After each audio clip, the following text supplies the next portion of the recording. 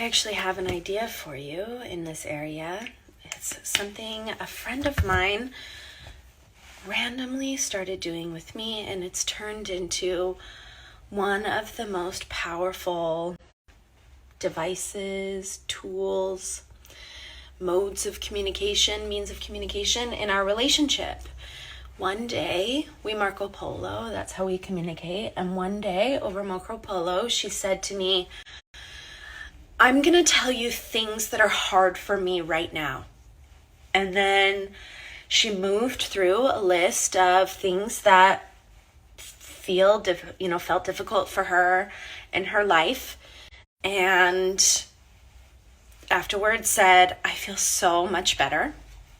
And it transitioned and changed our relationship in a really powerful way.